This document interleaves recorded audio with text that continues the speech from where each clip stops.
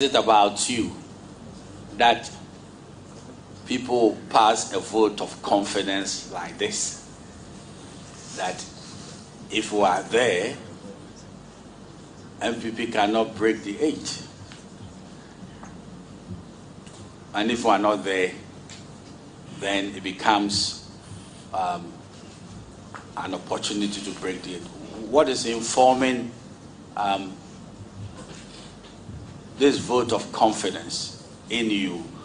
And what is significant is that there's a lot of intelligence who have died or no. Honorable Chair, I still made the point that that is somebody's opinion. And what is about me is doing a professional police job.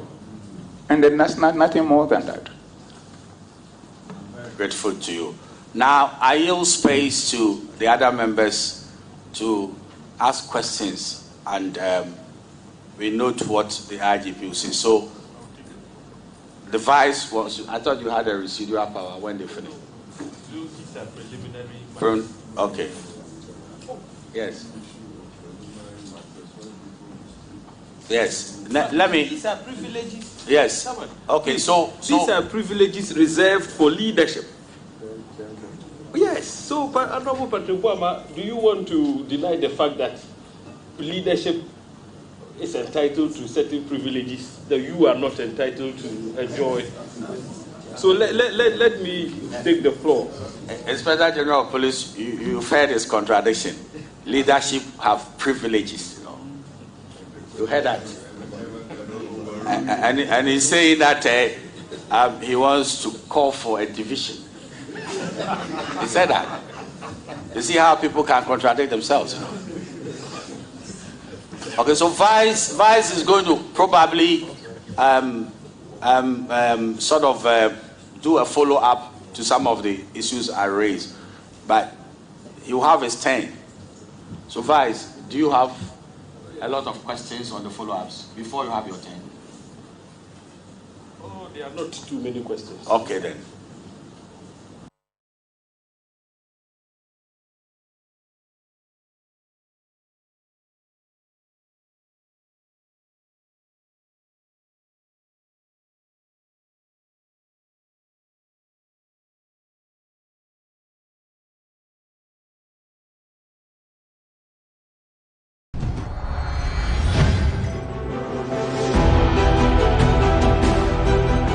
Age-old rivalry that senior high schools engage in is still present within alumni.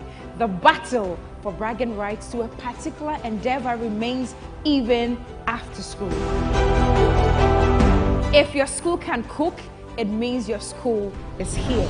If your school can boast of good culinary masterminds, this right here is the perfect platform to showcase that skill set. Alumni have met, and they have chosen representatives to take up the task of preparing extraordinary dishes to bring victory to their respective schools. Tell me what you're cooking. Week in, week out, these schools will mount these workstations in a bid to buy your nutritional affinity to them. Ladies and gentlemen, prepare your taste buds and fasten your aprons. These culinary experts are set to battle for the enviable crown of being tagged Lords of the Kitchen. This is Kitchen Wars Season 2. Kitchen Wars Season 2, Sundays at 5 p.m. on TV3. Don't miss it. Sponsored by Gino Tomato Mix and Napa Foods. Say Napa. Enye ono soko. PGL. In respect of the recording of the leaked audio. Honorable Chair, like the chairman asked initially, I did not play any role in it.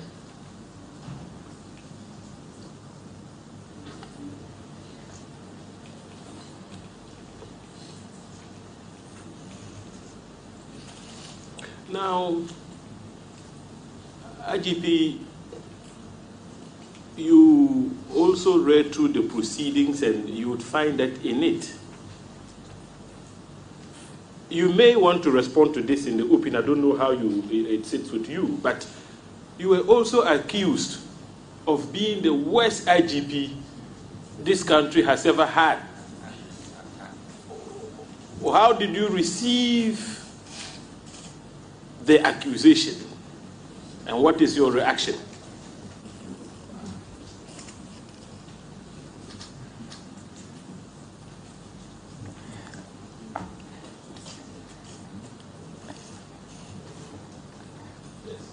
Honorable Chair, thank you very much. Honorable Chair, I think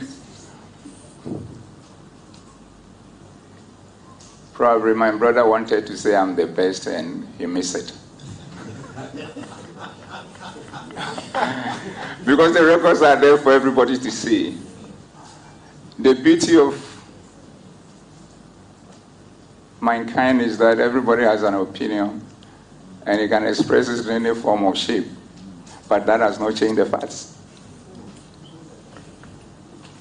And this is the point, Honorable Chair. Since my colleagues and I, and the rest of the commands across the country, had opportunity, by the grace of God, and with the honor done me by His Excellency the President, Nana Addo Dankwa Akufo-Addo, we committed ourselves to transforming the organization to become the best institution in the country and a reference point for Africa and beyond, in a teamwork fashion, based on Genesis 1:26. So even granted that I'm the worst, then all of us collectively are the worst, including probably my brother who was serving in that capacity as member of the team that I lead. So I think it was a slip of tongue on his part. But let me speak to the issue. This is what it is. We, the current administration, want to be the best in terms of all those who have come before us. And we have a good reason for that, Honorable Chair. And we are there getting on to becoming the best in the history of the country. And I'll explain.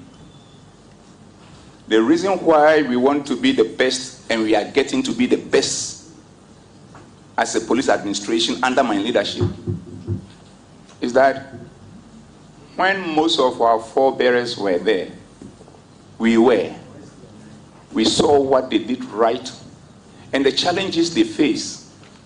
So being a graduate of management and leadership and a continuous student of sociology, psychology, and philosophy, it is just clear that when you saw your forebearers doing what they were doing, and you saw what they were doing right, and you saw the challenges they were facing, and you have this background, and you have the opportunity, you surely should perform better than them. And this is simple. You do what they were doing right, you learn from their mistake and make them better. So if you add them to what they were doing right, there's no way you cannot be better than them. And this is what we are doing.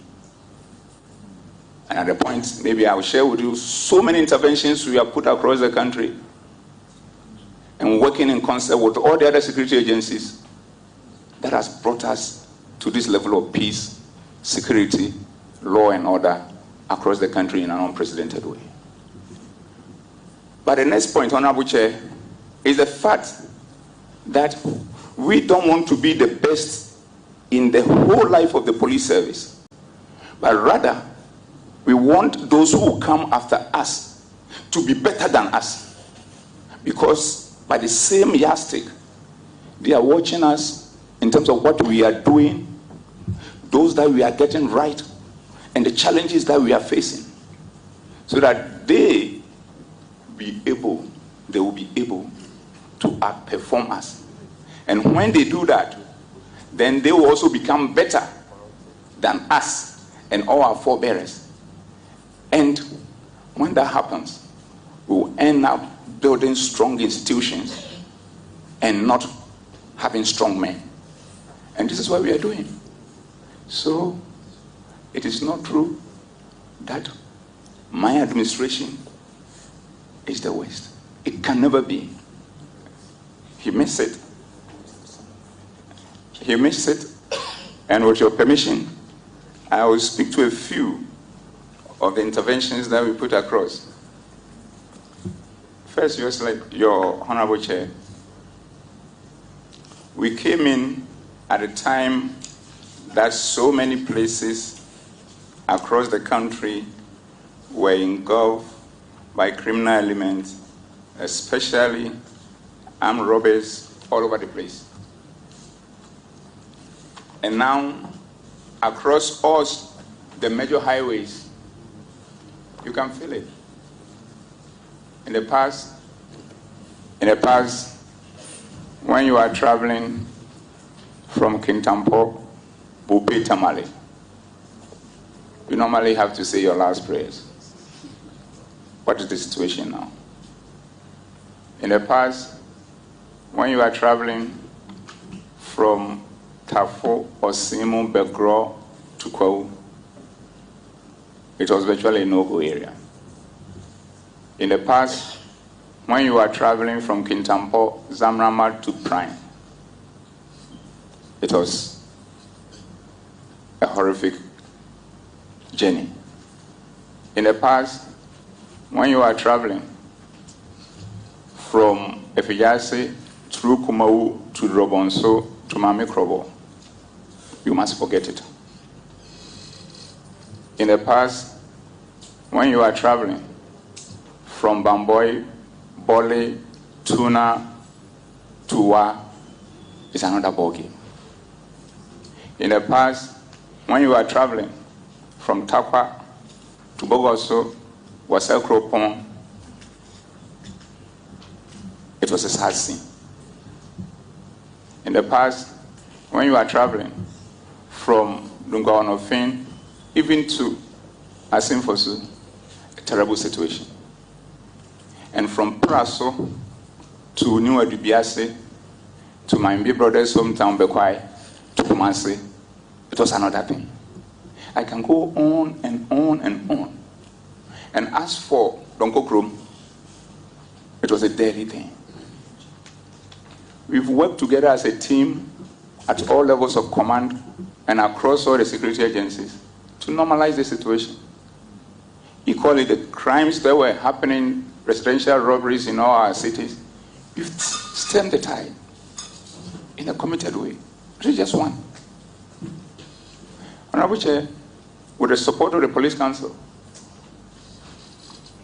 with discussion, and with the approval of His Excellency the President, we have created 7 more new police regions to bring policing closer to the people of this country. Because our assessment when we came to office, we saw that policing across the country was very minimal, roughly about 47 or thereabout %. But with instructions from Mr. President, we've been able to deepen policing in a manner that has never happened before. And that dovetailed into the concept of visibility, where we've demonstrated the presence of policing at all corners of the country through the establishment of 144 regional FPU bases across the country. Currently, the establishment, we've been able to roll out 121 of them. And this comes with an average of 35 officers, number of motorbikes, a vehicle, to ensure that they are engaging the communities, they are patrolling the highways, and then they are patrolling the communities so that they will have their peace of mind to live their life. Honorable Chair, I can go on and on and on. When we came, we have established Police Emergency Medical Intervention Fund with the approval of Mr. President, where 6.1 million cedis is in there to ensure that every police officer who gets injured in the course of duty can be sent to everywhere in the world to give treatment to the person in order to come on board. Honorable Chair, in the process, as you have seen, with our quest to engage the communities and win their hearts and minds, gone across the country with my team, analyze and identify and analyze all their concerns, working on and putting measures in place through special groups in order to ensure that they work and keep them safe. Honorable Chair, we have also worked on the issue of decentralizing so many things that were centralized at the headquarters. The welfare department, counseling department, intelligence unit, processing of certain things, including criminal checks. So we are on the quest of ensuring that at the end of the day, we leave the organization better than we come to find it. So all these interventions, almost about 45 or thereabout of them, and putting it together, working with the other security agencies, that is what has brought us far in terms of the type of internal security that we enjoy. So would anybody coming to say that you are the West IGP, it's unfounded, it's unfortunate, and I think the best the person could have done, if he has nothing to say, is probably keep quiet and allow the good people of this country to make a determination on us. And Honorable Chair, the final point on this matter is that it is not about Dampare, it's about the police administration. It is not about Dampare, it's about the police administration. The police is not a sole proprietorship. It is an institution with governance and management structures. Dampare is just one of the officers involved in the governance and the management structure. So that is what it is. And we work in concept and make sure that all decisions that we need to take, we take it as a group. And when it needs the attention of the police council, we get that as well. But the interesting point is this. As my colleagues will bear us out, or will bear me out, all these decisions, where it matters, we even send it to the the regions, the districts, the divisions, and the stations for them to hold meetings and get their inputs involved. And that's the level of teamwork that we brought to bear on the work that we do. So it isn't about Dampare.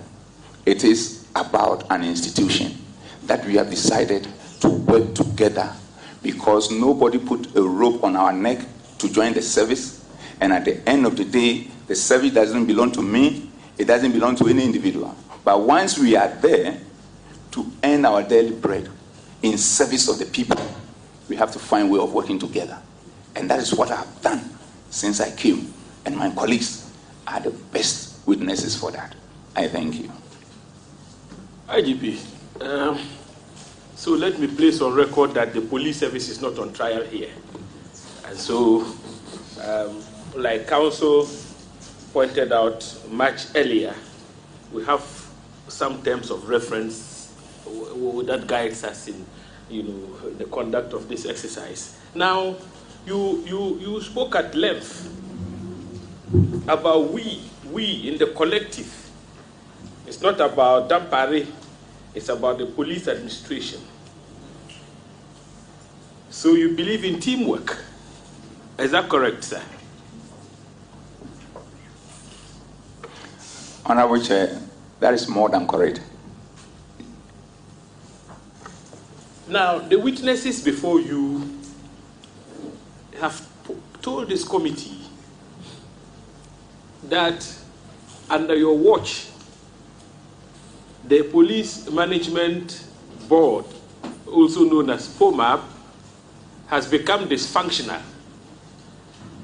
Dysfunctional in the sense that it has become a one-man show.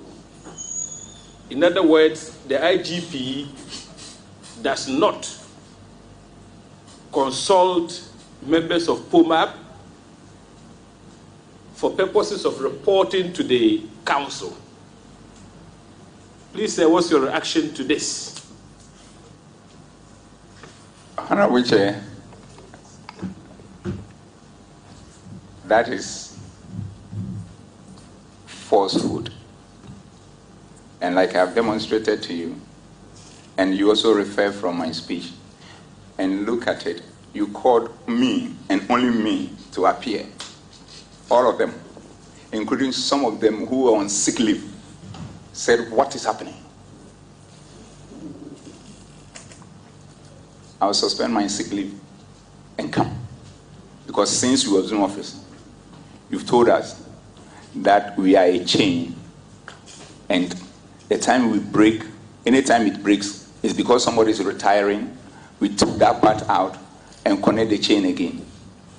So if anybody sits anywhere to say that you don't consult, then that person is trying to be so mischievous to the level that he doesn't wish the organization well and doesn't wish the country well. This is the point. Every meeting, every major issue,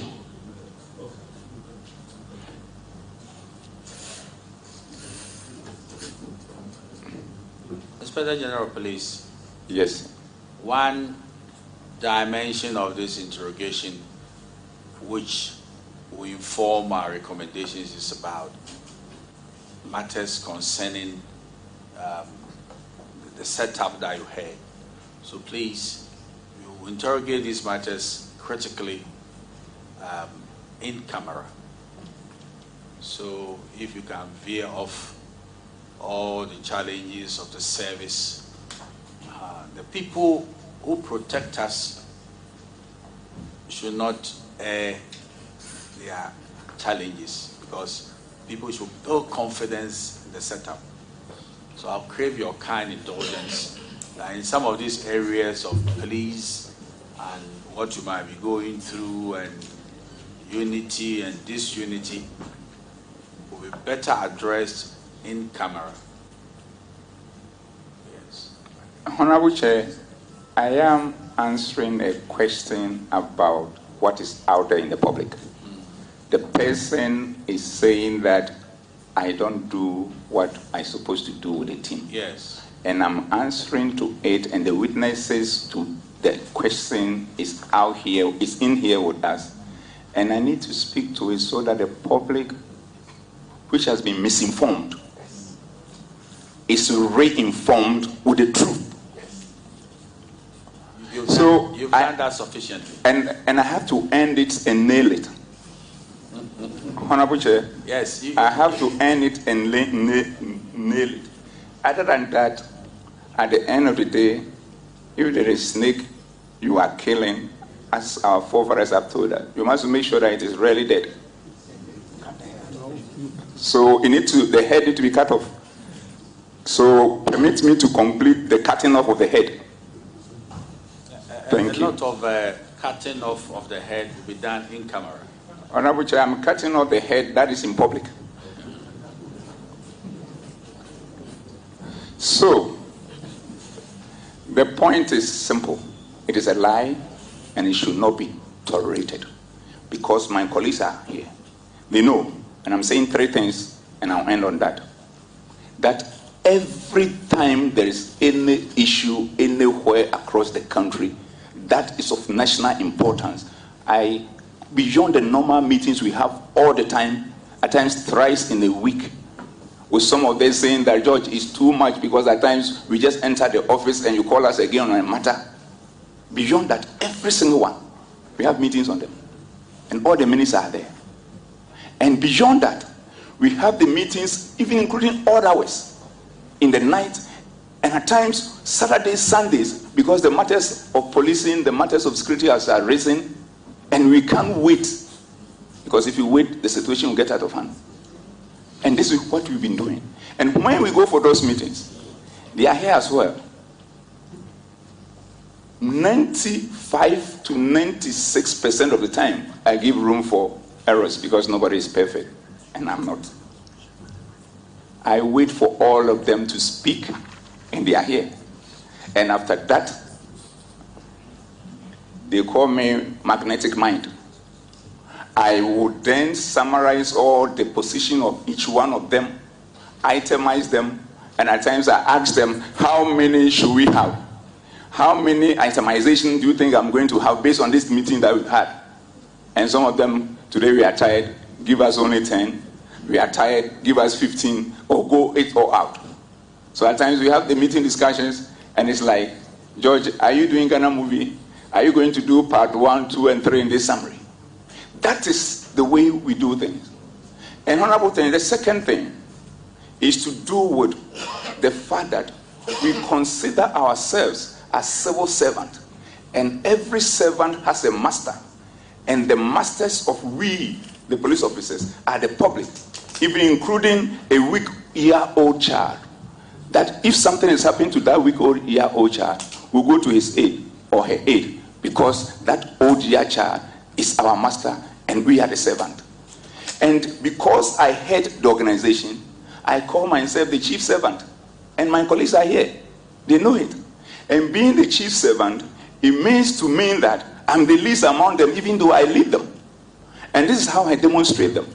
One, anytime we are moving outside, all of them goes, and I'm the last car to move. When we get to the destination, because of the teamwork spirit that we have, which was also demonstrated here when we arrived, we all alight, line up in succession, in command position, and we greet each other, and then we walk to where we're supposed to go to. When we get there, still being the chief servant, I wait to ensure, and they are here, that each and every one of them has gotten a chair to sit before all of us decide to sit in unison. And when we finish and go back, what I do, they go ahead of me to make sure that everybody is okay, because I'm the chief servant. And when we arrive back to the office or wherever our return place will be, we do the same. Everybody get down, we greet each other, then we do debriefing to find out what exactly happened and what are the lessons that we can put. And they are here. So it is never true. Those people should stop disrespecting the public, because it's just not fair. And the final one, as a chief servant, anytime there is any private family thing associated with any of my commanders, I personally call them, urge them, offer any support that I need to offer, including my own brother. I was there for him 100% when his mother passed on, asking all questions about the development, the movement, about the funeral. And on the day of the funeral, marshal all the commanders at Poma went and sympathized with him. And what I do additionally to build that teamwork, to make sure that all belong, is the fact that I make sure each one of them, when I address them, something that I call regimental diplomacy, even though I'm the head, I use please, thank you, brother and sister. And this is what has glued us together to be working the way we are working and to be protecting the good people of this country the way we are protecting. So it is a big lie if anybody comes here and make this statement. And that person, I think, need to apologize to the public. I thank you.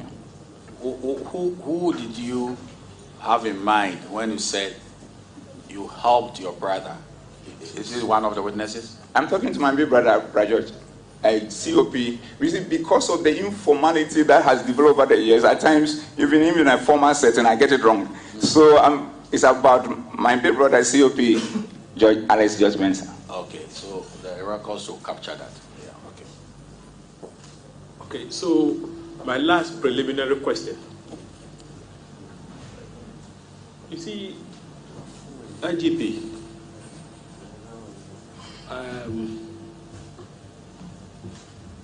one other thing which has been said about you is that when you policed the Assin North by-election, you deployed virtually the entire POMA membership. And so names like COP Ohunu, COP Awini, etc., were mentioned. And the conclusion drawn is that those deployments were inimical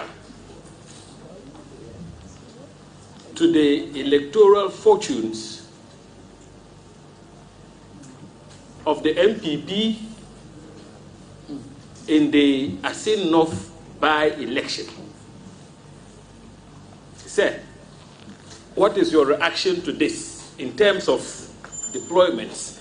I mean, it's something that you may, in your estimation, you are the IGP, if you think that if you share with us, it might compromise, you know what I'm talking about. You can decline to answer and then do that when we go in camera. But what is your reaction to this? Honorable Chair, my answer will have no security implications. It's a very simple thing, and I've said it time with that number. So my views and the views of my team and the commanders across the country are out there in the public already. But let me recall it by way of summary. The first point is this. When my colleagues and I took over, we realized that anytime there's election, we were too late to operationalize our security arrangement and go about setting of National Election Security Task Force and all that, so close to the election. So there are always issues. So we committed ourselves to mainstreaming election security in all our police operations. So the first thing we did was to establish what we call Police Election Security Secretariat to be involved and streamline election security across the police, so that when one election ends, the policing of the next election begins immediately. So this has been the template that my colleagues and I have been using in handling all subsequent elections since I assumed office. And we've done that for the internal elections of all the political parties, and we have also used the same blueprint to handle all by-elections. But this is the fundamental point. In the past, realize that all by-elections, from Talensi through Cheriponi to Atiwa to Ayawaso and other places, normally do turn violence. So we decided as a team to interrogate the issue and find out what is causing it. And realized that we're making a mistake from the security point of view. Because when the political parties are treating that by-election as a national election in a single constituency, we were treating it as a local election and then relaxing on the security and leaving it in the hands of the local policing authority. Whilst we have everybody in Ghana at that location playing one part or the other in that elections.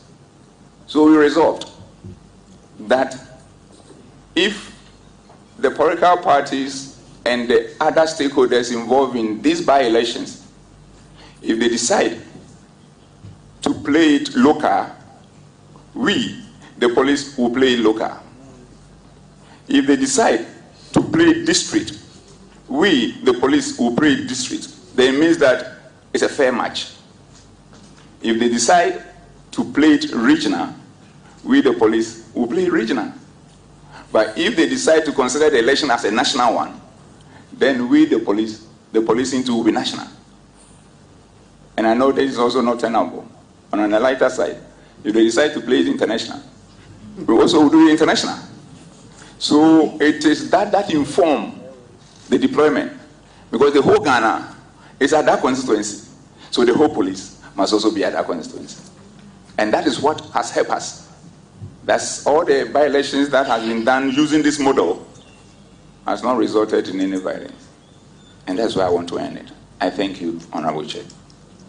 So, Chairman, I yield for now. Okay. Yes. So, Honorable Yabuama, if you can commence your interrogations. Chairman, I believe these are preliminary matters. Yes. Not going into... No, not going into serious adduction of evidence. Yeah. Very well.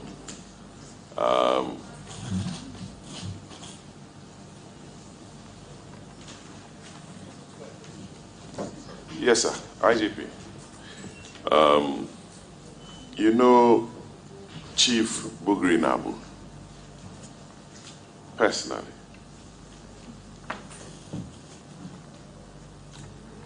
Honorable Chair, I know Chief Bugri Nabu, and my knowledge of him is like the knowledge that I have for most people that I come across, and like the knowledge I have for virtually everybody at the committee level, and also so many Ghanaians out there. Thank you. Does he visit your office? Honorable Chair, it's not that I'm aware.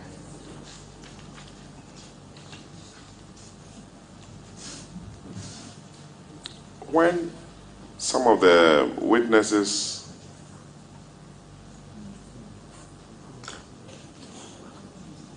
Inspector General of Police, when he asked you this question, that does he visit your office, you said not that you are aware of. Is there any recording that, for instance, Atatia came to the IGP's office, and even if when we are not there, somebody will tell you that in your absence, so and so came to your office?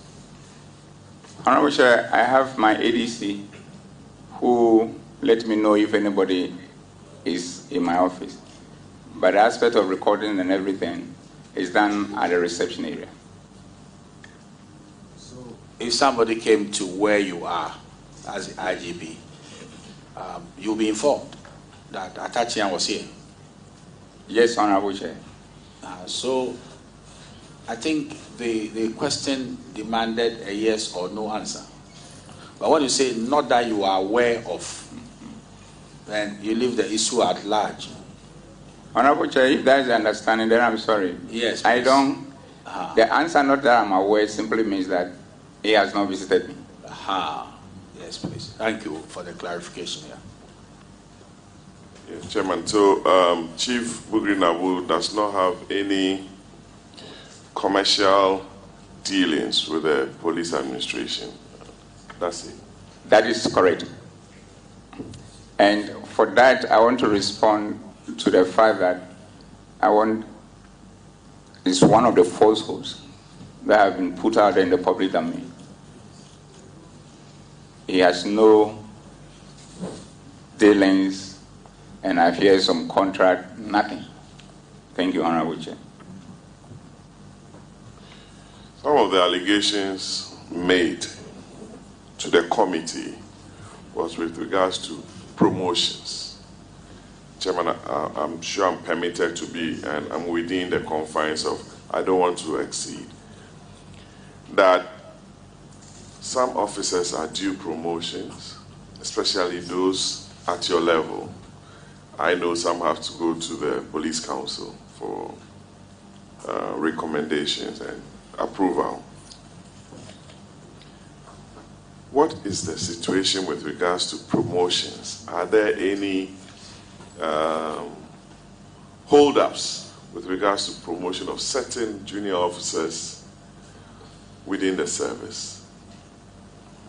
Honorable Chair, there is no hold-up of promotion of any junior officer in the whole police service. Even as we speak, the structure has been that any junior officer who is 4 years are sent to training and they are promoted.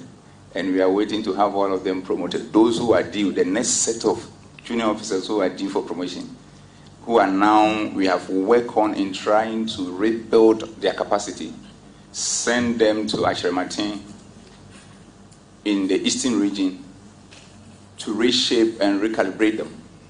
Are currently there, and we are rolling out these and making sure that they are promoted in December And if we arrange it in such a way that it becomes like something like a Christmas store. So nobody in the service at the junior rank that you are saying, whose promotion is being heard. So that is another set of concocted story that is being put out there for mischievous reasons. What about those senior officers whose promotions have to be sent from management to council?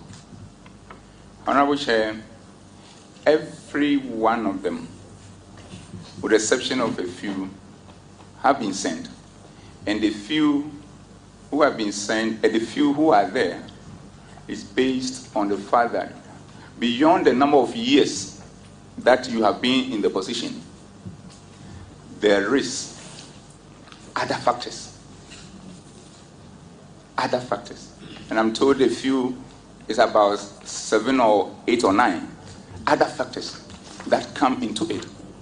And those other factors include competence, include vacancy, include integrity, including all other factors. And when this, beyond that, it becomes the preserve of the police council. And from that level, who make recommendations to His Excellency Mr. President, and for that to be effected. So as it stands, everybody who's supposed to be promoted based on the junior rank has been done. Everybody who's supposed to be promoted based on the senior rank has been done. And that is where we are. Thank you, Honorable Chair. So the grumbling officers, senior officers, since promotion, that has not taken effect. It's not from POMAC, but from the Police Council. Your Excellency, Honorable Chair, that is the position because they are the people to promote. And more importantly, recently a meeting was held and some consideration has been done.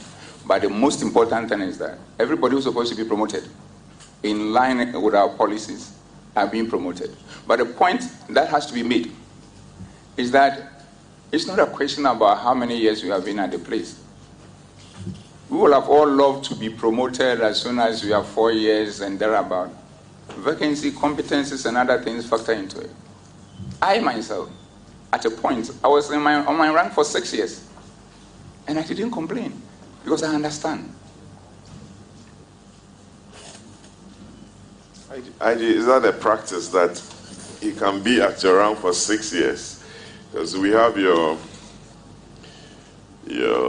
promotions here, and that I can tell the committee that between 97 and 2003, that's about 6 years. You're also a subtenant. But it's also on record that from ASP in 1996 to DSP, DSP I don't have the date here, but to superintendent was just about 2 years or less than that. Honorable Chair, in my introductory remark, I did alluded to that, and I did say that that promotion was based on my academic qualifications in line with existing policies at that time. Yes, I understand. We have a fair idea that once you chartered as an accountant, you were jumped from one position to superintendent of police. Is that policy still in place? Are those who have, for those who have upgraded themselves academically? Honorable Chair, that policy, as far as I'm concerned, with the passage of Constitutional Instrument CI 76, 2012, that policy, from my reading of that CI 76, 2012, is no more in operation.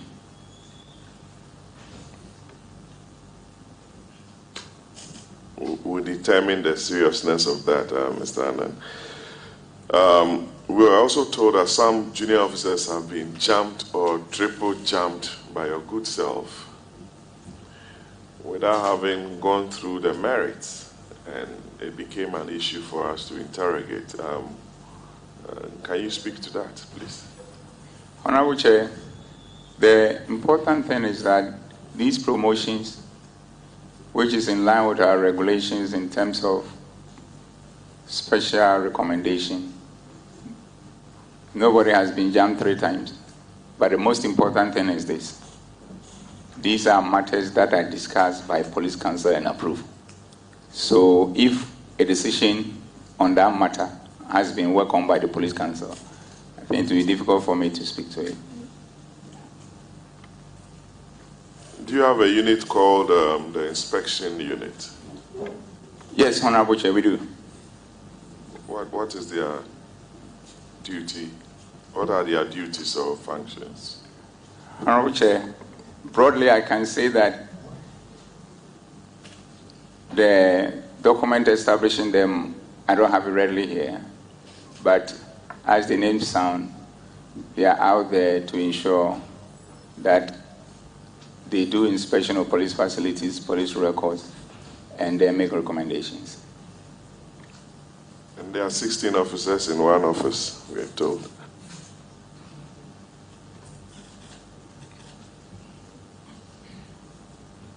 We're informed that in that small office, you have about 16 officers instead of 4 occupying that office. Honorable Chair, the point is this. The word instead of 4. I don't know where it is coming from. We have a unit, and a unit of 4 people, then I don't know what it is. There's no limit as to the number of people who will be there to do inspections across the country. And the other point of being in one office, I have to check, because the unit has a commander who is a deputy commissioner of police. And you agree with me that it will be a difficulty for Inspector General of Police to be going around looking for offices for people who are supposed to know where to look for an office for their work.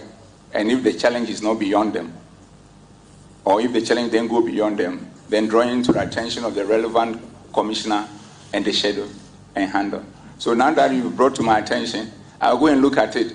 If the commander there has not been able to look at it, I'll go and look at it and in my usual self work with my colleagues and see what that issue is.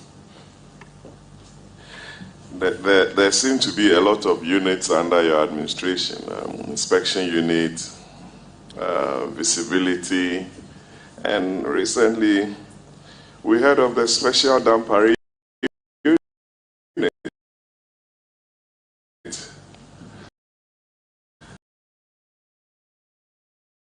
Special Dampari unit for purpose who are untouchable, who don't report to anybody and to the Inspector General of Police. And we are told some of them have beard, some wear earrings, and not properly attired, and a lot more. Is there any unit within the service like that? Honorable Chair, first of all, there is no unit called Special Dampari Unit. It's a figment of people's imagination. And I think the point must be made. The second point is that there is a police intelligence directorate which complements police operations. And what has happened in the past is that we were having challenges when it comes to these operations, and we needed to top up with our intelligence, and the intelligence were at only the national level. So my colleagues and I, once again, worked together, and we decided to decentralize that unit such that each of the 25 policing commands will have their own intelligence unit that shape intelligence gathering to inform the operations of the region.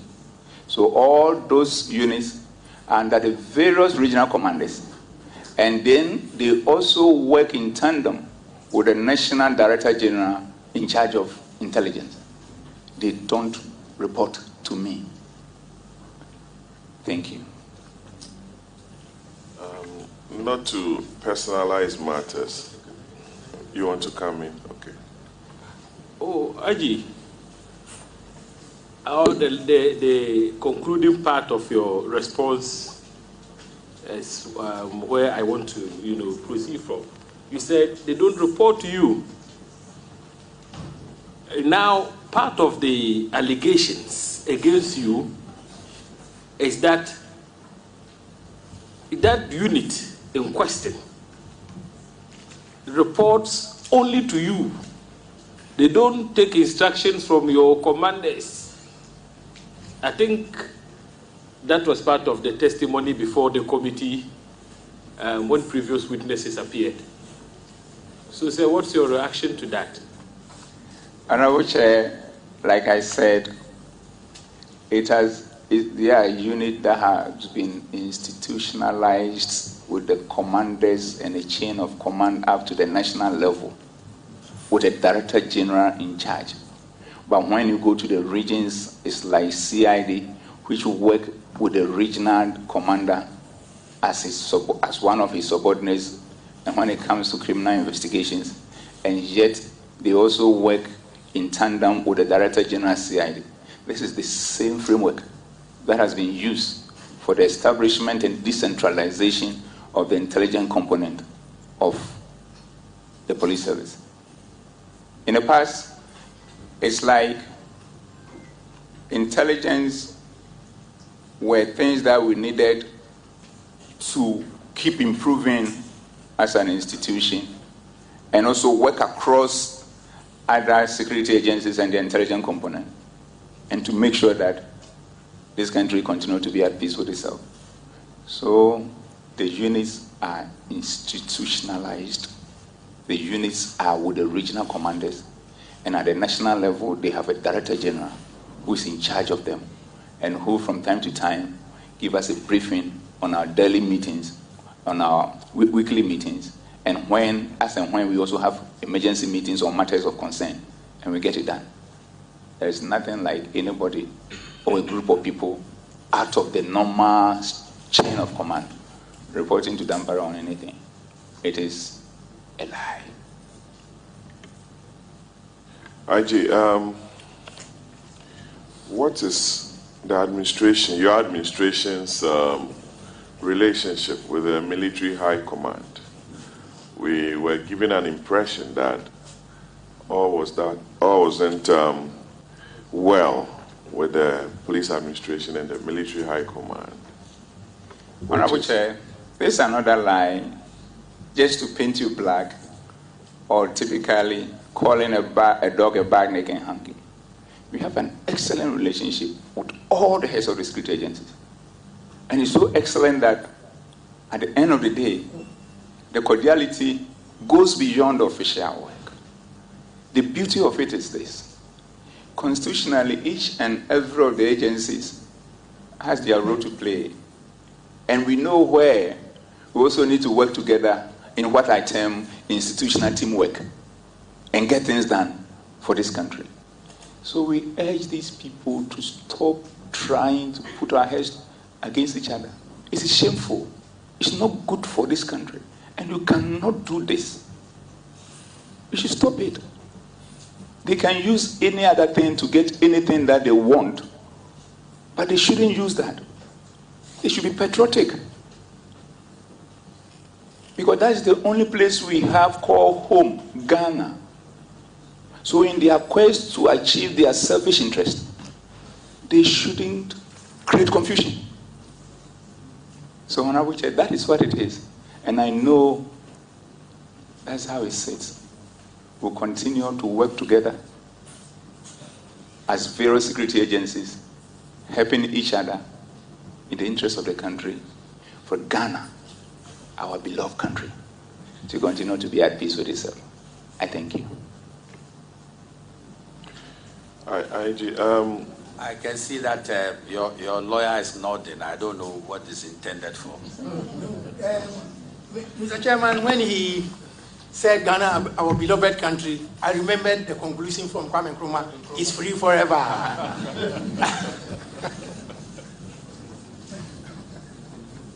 Thank you. IG, you once served as the ADC to former President Mills, and COP Mensah also once served as the ADC to Vice President Akkar. Would you want to comment on that role, especially when some of the witnesses, or from our information, try to use that as a weapon against your office, in my humble view? Thank you. Thank you, Honorable Chair. Honorable Chair, I'm happy you spoke to that fact. And I want to take this opportunity to urge all my colleagues in all the non-partisan institutions to keep the sanctity of that institution and stop trying to impute politics into it in a manner that will compromise its responsibility, and especially in my case, the police service in the maintenance of law and order. And I'm happy you did mention the fact that my big brother, George, served as an ADC during President Rawlings and Vice President Akkar's time. Before him was another big brother of mine, the former Inspector General of Police, Mr. David Asante-Apietu, who also served as the ADC during President Rawlings and Vice President Akkar's regime. Then after that, ASP, I have to get the name correct, another ASP served as the ADC during President Rawlings and Vice President Akkar's and Vice President Mills' time. Then in the course of his tenure, I was also called upon to go and serve as an ADC to His Excellency, the Vice President, Professor Mills. And I was there for a year and about 6 or 7 months. And I was asked to be replaced because I had become a chartered accountant and I was going to be promoted to the rank of subtenant based on my academic qualification. So I cannot continue to serve as an ADC. So I was replaced by, that time, I'm not sure whether he was an ASP or DSP, and may his soul rest in peace, another brother of mine, Frank Kofi. So from there, all the other regimes, we have had police officers by our arrangement serving as ADC to Vice President. And you will be there, you will be called, it's a call to duty, you can't stop it. But beyond that, after serving as an ADC to Professor Mills, which was somewhere, I need to collect 2007 and 2008, thereabout, and I stand to be corrected on that. Came back to be the deputy auditor, went to UN mission, returned from the UN mission, went for further studies, returned from further studies, and came to serve as Special Assistant to Honorable Kandapa when he was the Minister for the Interior. When my father, Honorable Kandapa, was moved to Ministry of Defense, another father of mine, Honorable Kwamna Battles, came in to serve as the minister, and he maintained me as his special assistant. And thereafter, in the course of the 2007 floods, I was there in the office, and Honorable Kwamna Battles said, His Excellency President Kufuor wants to see you. I went, I was ushered in to the office of Dr. Mr. Chirin Hesse, now the Chancellor of the University of Ghana. And the idea was that the President Kufuor has found it fit to appoint me as the national coordinator for the management of the disaster. And that is how I have served Ghana outside my policing career, I think. Behind you are members of POMAC, I'm sure. Members of POMAC are seated behind you. I believe so. Yes, sir. So that notion of you running a one-man show, because we're told that you are running a one-man show, it's all about Dampare. Dampare.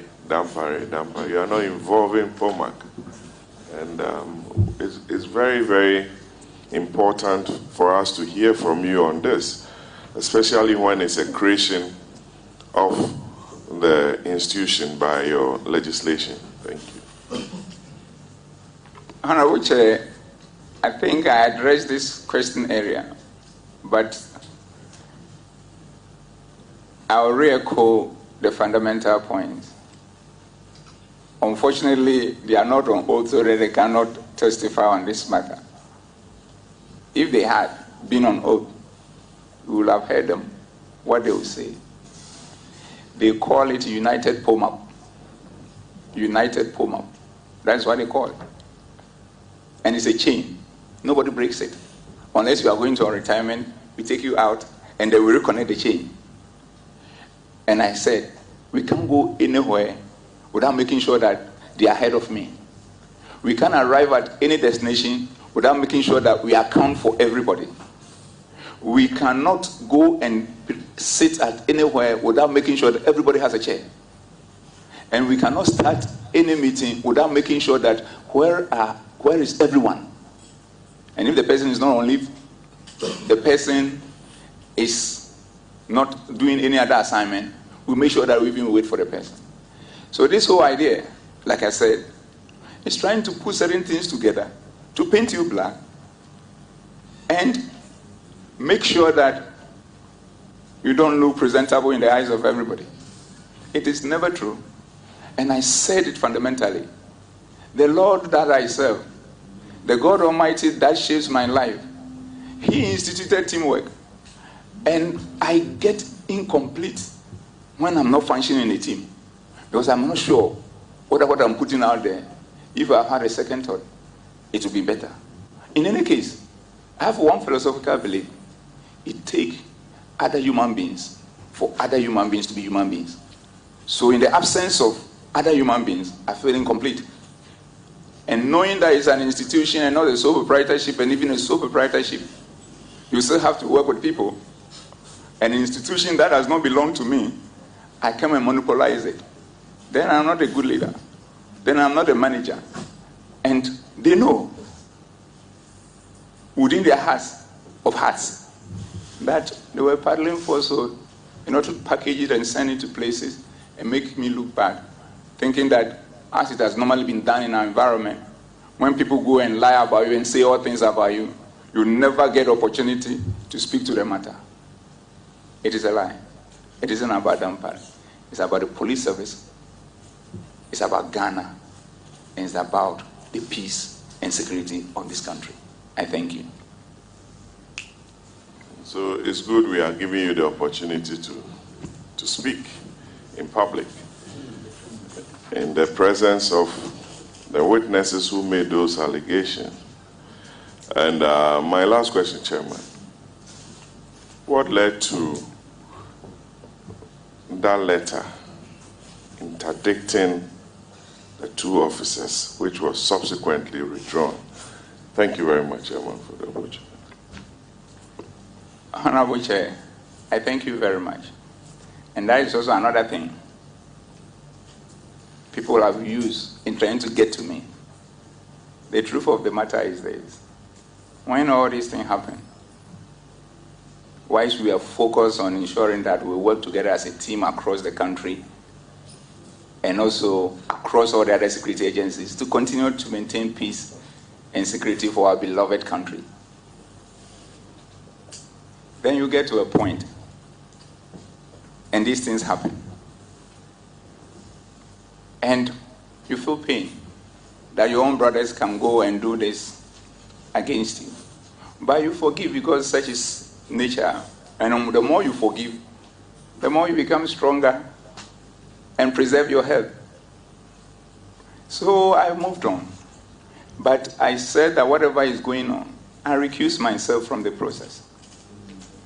So I was not part of whatever decision that was taken to interdict or de-interdict anyone.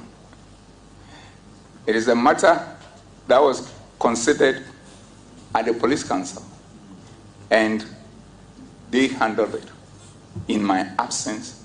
And anytime any issue about this particular incident is discussed anywhere within the police leadership, they feel my absence because I think and I believe that is the right thing to do. And that is what happened.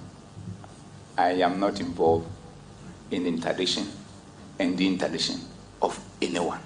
I thank you. Yes, I can observe that Siobi Mensah, the lawyer you brought, he's not said one word, but he's been drinking a lot of water, you know. My colleague, I've been observing you are drinking water. What's the matter? And even as a chairman, you see my water, I've not drank any water. Mr. Chairman, you said you will not talk. So I was drinking the water, waiting for the lunch.